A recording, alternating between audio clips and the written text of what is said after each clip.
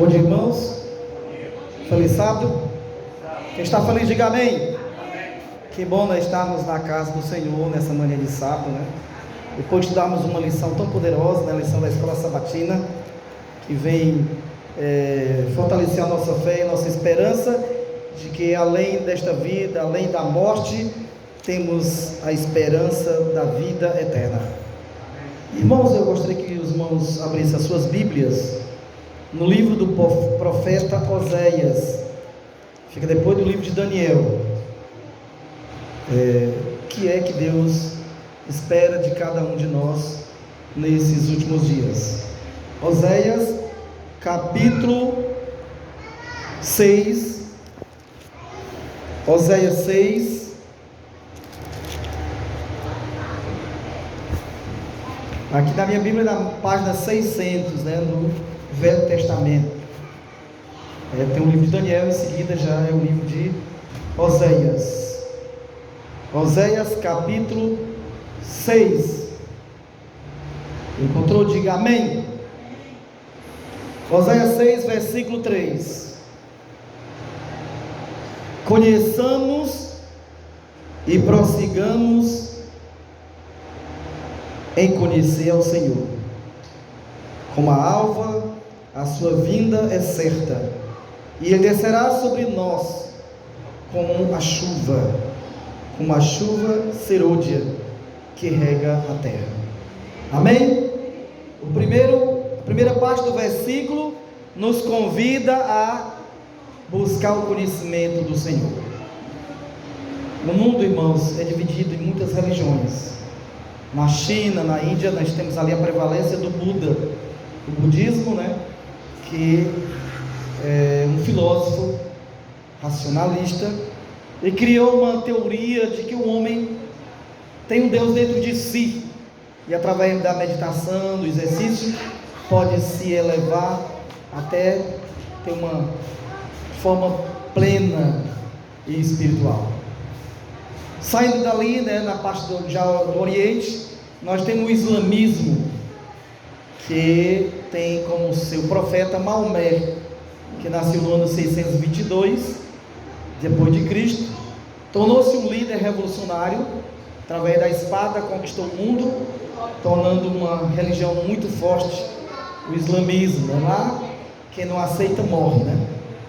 É uma das maiores religiões hoje, do Oriente até a Europa, que está dominando, né? E até aqui no Brasil, até em Itapipoca eu já vi pessoas, né, todas encapuçadas, né? As mulheres que a gente não consegue ver nem os olhos, né? De cabeça baixa, toda coberta. E é uma religião muito forte, uma tradição muito forte. E apesar disso, ela também descende de Abraão, né? Ismael era filho de Abraão, era filho de Agar, e foi dele que veio o islamismo, que tornou-se realmente oficial com Maomé. E aí, o mundo ocidental, nós temos o cristianismo, a Igreja Católica, que é a maior religião do mundo, e aí tem as evangélicas e espíritas, né, que vem do cristianismo, né, uma diversidade de credo. E Israel temos o judaísmo, né, que vem lá de Abraão, de Isaac, de Jacó, né. As 10 tribos que formaram Samaria acabaram. Historicamente ninguém veio falar mais nada, mas temos a tribo de Judá, que depois da Segunda Guerra Mundial, que foi ameaçada a ser extinta por Hitler, né, onde mais de milhares de judeus foram dizimados, mas eles se espalharam e se multiplicaram, inclusive no Brasil, né, no bairro de Bom Retiro, em uma comunidade só de judeus. Não acabou, continua forte, né? Naquela guerra, que o propósito era acabar com os judeus venceram, tornaram-se uma nação independente, e hoje, até hoje existe, né, tendo uma das maiores tecnologias avançadas do mundo, né? Eu lembro que há uns meses atrás teve um ataque de mísseis, né, na região, e eu fiquei encantado, porque eu nunca tinha visto aquilo no mundo, né? Os mísseis não entram lá, né? Porque está tudo protegido, né, com ondas magnéticas, eletromagnéticas, nada entra lá para atingir eles, né? Então é uma tecnologia muito avançada. Mas até hoje eles não aceitaram Jesus. E o cristianismo também até hoje não entendeu quem é Jesus. Me Deus, eu fui convidado por uma missionária a ir pregar na sua igreja, e ela disse: irmão, na hora que entra na minha porta, cai. Eu disse: meu Deus, um adventista caindo na porta da igreja vai ser escândalo. Aí eu, na hora que entrei, já me ajoelhei e orei, dizendo o seguinte: Senhor Jesus, Senhor do sábado, sei comigo. Porque tem muito Jesus, né? Não tem o do domingo, tem o da quarta-feira, tem o da sexta, né? E aí eu apelei para o Senhor do sábado, que é o Criador, né? E eu entrei, cheguei lá, preguei sobre o sábado e não caí, né? Louvado seja Deus. Mas eu clamei que o Senhor Jesus, o Criador, o Senhor do sábado, não permitisse que eu caísse, né? E, irmãos, então o cristianismo é muito confuso. A Igreja Católica tem como rainha, como líder, como o personagem principal de adoração é Maria, né? Maria está no centro de tudo na Igreja Católica. Então, distorceu um pouquinho o cristianismo, né? E aí a maioria das igrejas evangélicas não se apartaram de Babilônia, continuam com as doutrinas, crendo que morrem e já vão para o céu, né? Que tem alma, que tem um espírito que permanece vivo, né? Não acreditam na ressurreição, né? Apesar de pregar a ressurreição, mas se torna um absurdo, né? Como é que eu morro e vou para o céu e depois ressuscitar para quê, né? Então fica meio contraditório. E aí o principal problema é conhecer Deus. Às vezes nós estamos aqui e não conhecemos Deus. E enquanto eu não conhecer Deus, como Ele é, como Ele age, como Ele atua na história, na vida das pessoas, a gente termina abandonando a fé. A pessoa que vem à igreja, recebe os estudos, se batiza, depois abandona, ele não entendeu nada. Porque se ele entendesse que essa igreja nasceu de um projeto de Deus, né, cumprindo uma profecia de que o santuário seria purificado e o evangelho eterno ser pregado. Se nós entendermos Deus e a sua palavra, a gente não vai se afastar porque o irmão Sérgio não me cumprimentou não, né? O irmão passou, está zangado, brigou mais a esposa, aí eu vou sair da igreja porque ele não me viu.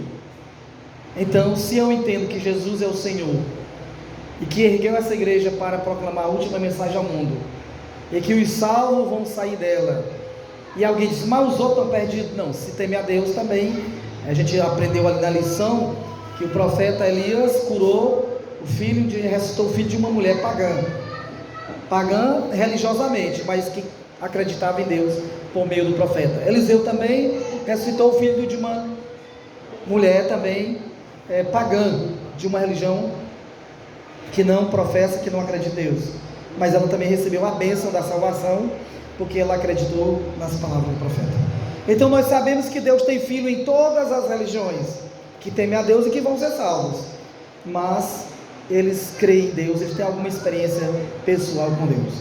E esse versículo ele nos chama para a gente ter uma experiência pessoal com Deus, para que a gente não fique confuso, para que a gente não venha ser levado por doutrinas falsas que não tem fundamento na palavra de Deus. E esse conhecimento de Deus passa por alguns passos. Um dos passos aqui que Deus deseja é derramar o seu Espírito na sua igreja como chuva. O povo de Israel viviam da agricultura, do campo, né? Criavam e dependiam muito da chuva. Israel, a terra prometida, que mana leite e mel, mas parece muito com o Ceará. Tem duas estações, uma chuvosa e uma seca. E se o agricultor não preparar a sua terra, deixar arada no ponto de colocar semente, quando cai a primeira chuva, e se ele não plantar, ele vai perder a safra. E aqui no Ceará é assim também, né? Se o agricultor não souber o tempo certo que vai chover e preparar a sua roça, não vai ter colheita. Ele precisa estar atento para o tempo certo de fazer. A chuva temporã é a semeadura, e aí vem a chuva serôdia, que é a colheita, quando o milho está ficando maduro, as espigas estão lá bonitinhas. Se não chover, não tem fruto, não tem milho, não tem colheita. Então precisa da chuva. O caju, esse ano tem caju porque choveu bem. No ano passado choveu pouco, não teve, porque o caju ele precisa de muita água. A sua raiz vai profundamente na terra, mas se tiver seca, não tem água, porque o caju precisa de água, né? E esse ano está uma benção, irmão. No interior é caju, que o povo já não está cansado de juntar, né? Amém? muita bênção, né? E para o agricultor é muita alegria, porque ali é o momento dele colocar as finanças em ordem, né? Então tem sido uma bênção. E na vida espiritual nós precisamos de duas chuvas: a temporânea e aquela que nós aceita Jesus. Vem para a igreja, e aí o irmão Sérgio chama, vamos fazer um trabalho missionário. Ele está animado, disposto a fazer. Por que é importante o trabalho missionário? Porque o Espírito Santo, ele só é derramado sobre uma pessoa que quer fazer a obra de Deus. Deus não vai me conceder o Espírito Santo para me ter poder, para me fazer sinais, né, para me levantar o teto dessa igreja, não. O Espírito Santo, ele foi derramado nos apóstolos, que foi a primeira chuva, para eles pregar o Evangelho. E Pedro, cheio do Espírito Santo, em um só sermão, batizou 3.000 pessoas. Amém. Então essa é a função do Espírito Santo. Quando a gente abre a Bíblia, vamos lá, no livro de Mateus, capítulo 7, Mateus 7, quem encontrou, diga amém. Amém. Mateus 7, versículo 7 a 12.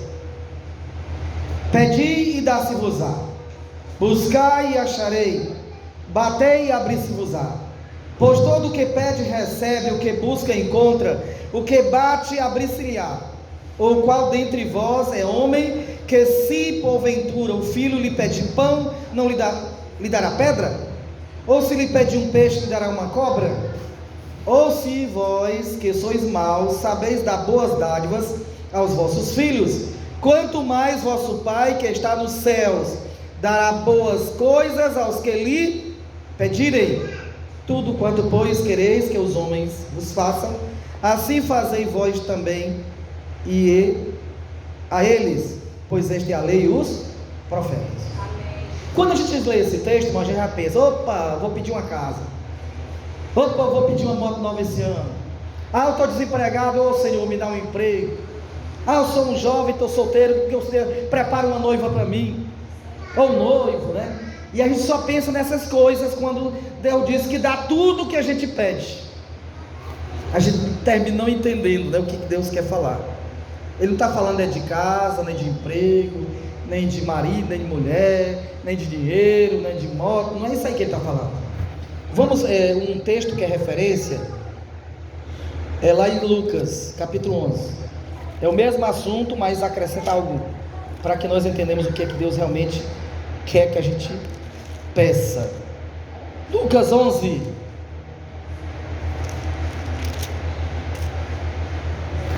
Amém? Lucas capítulo 11. São Lucas capítulo 11, diz assim: por isso vos digo, pedi e dar-se-vos-á, buscais e achareis, batei e abri-se-vos-á. É o mesmo texto? Pois todo aquele que pede recebe, o que busca encontra, e a quem bate abrir-se-lhe-á. Qual dentre vós é o pai que, se o filho lhe pedir pão, lhe dará pedra? Ou se pedir um peixe, lhe dará em lugar uma cobra? Ou se lhe pedir um ovo, lhe dará um escorpião? Ora, se vós sois maus, sabeis dar boas dádivas aos vossos filhos, quanto mais o Pai Celestial dará o Espírito àqueles que lhe... E aí, irmãos, é casa que Deus está querendo me dar? Não. Emprego, moto, carro novo? É o Espírito Santo. Amém? Então Deus quer me conceder o Espírito Santo. Ele quer conceder à sua igreja o Espírito Santo. Quando o rei Saul foi ungido para ser rei, o profeta diz: olha, tu vai encontrar um grupo de profetas cantando e profetizando, e tu entra no meio deles, porque tu vai receber o Espírito Santo e vai ser transformado em um novo homem. Por que eu preciso receber o Espírito Santo? Porque eu preciso ser um novo homem. Você precisa ser uma nova mulher. Deus quer nos transformar, porque naturalmente nós somos más, cruéis, inimigos do bem, inimigos da pureza, da santidade, do respeito. Nós não somos bons por natureza, porque nós fomos concebidos no pecado. Então nós nascemos já com uma natureza pecadora. Mas quando eu aceito Jesus, eu preciso Que seu Espírito seja derramado na minha vida, para eu passar por uma transformação. Aí alguém diz: então vou orar e seu Espírito Santo já sai transformado. Interessante, meu, que o Espírito Santo trabalha de forma natural. Eu pergunto, para um oleiro fazer um jarro, um pote, um filtro, o que é que ele faz? Primeiro ele seleciona o barro, depois molha o barro, amassa o barro, se suja com o barro, depois coloca lá na forma e começa colocando massa. Aí quando está terminando, deu errado, desmancha de novo, amassa de novo e faz até conseguir fazer um jarro. Depois do jarro pronto, o que é que ele faz? Fogo nele. Queima, né? Queima. Irmãos, quando a gente aceita Jesus, é batizado nas águas, aí a gente sai salvo, oh glória, estou salvo. Aí Jesus, não, faltou outro batismo, o do Espírito Santo. Paulo estava pregando numa cidade, e o povo crente lá dando glória a Deus, aleluia. Aí Paulo disse: vocês já se batizaram com o Espírito Santo? Eles nem ouvimos falar nesse ser.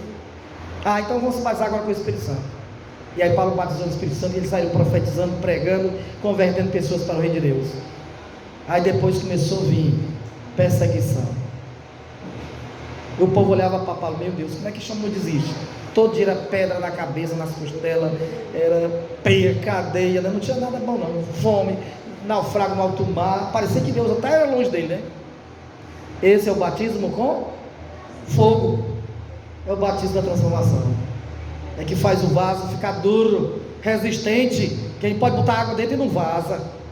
Então o crente ele é batizado com fogo, irmãos. Esse é o batismo mais difícil, porque na hora deste batismo a gente não vê Jesus, não vê o Espírito Santo, não vê o anjo, às vezes os irmãos viram as costas, né? O batismo é sério, mas esse é o último batismo. E Deus hoje está batizando a sua igreja, irmãos. Aonde eu chego, né? Ontem eu estava na escola e uma pessoa chegou: vamos ali fazer uma visita que tem um homem passando mal. Aí quando chega lá, o cidadão estava amarelo, passando mal. Aí ligamos para o médico passou o remédio, ali mesmo deu um remédio. Aí quando ele aliviou, aí foi medir a pressão dele, estava 12/8. Eu disse: rapaz, era só dor. E aí conversando com ele, está com câncer, né?